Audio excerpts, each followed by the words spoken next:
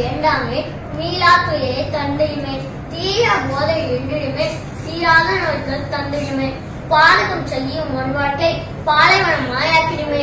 ஆம், நான் இப்போது போதை காட்டும் அழிவு பாதை என்ற தலைப்பினை பேச வந்துள்ளேன்.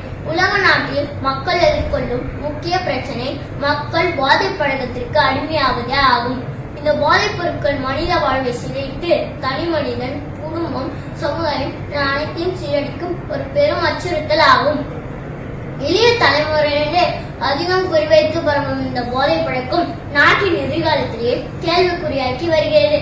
போதை போதை இது மரணத்தின் பாதை, போதை மரணத்தின் தரும் ஒரு மாயவலை என்ற வரிகளுக்கேற்ப போதைப் பொருட்கள் நம்ம அறியாமையே நம் வாழ்வில் சுரையாடும் மாயவலை.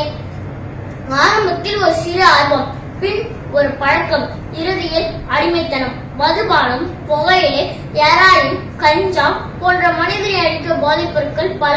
இவை நிரந்தரமான அழிவையுமே பரிசளிக்கிறது. வாழ்க்கை என்ற பூந்தோட்டம் போதையால் இன்று அது போராட்டம். போதை நாட்டிற்கும் வீட்டிற்கும் கேளிர் என்ற பாடல் வரிகளுக்கேற்ப போதைப் பொருட்களின் பயன்பாடு தனி மனிதனை மட்டும் பாதிப்பதில்லை.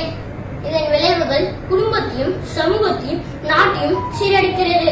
போதை பழக்கத்தால் இதய நோய்கள், நரம்பு மண்டல குறைபாடுகள் போன்ற உடல்நல பாதிப்புகளும், மனசோர்வு, பதட்டம் போன்ற மனநல பிரச்சனைகளும் ஏற்படும்.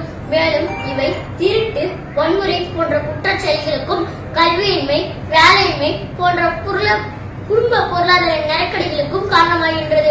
ஒவ்வொரு ஆண்டும் ஜூன் மாதம் 26ஆம் தேதி சர்வதேச போதை ஒழிப்பு தினம் அனுசரிக்கப்படுகிறது.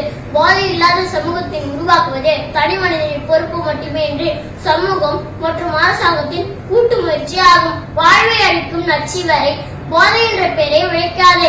இளைஞனை விழிக்க வேண்டும். விழிப்புணர்வு.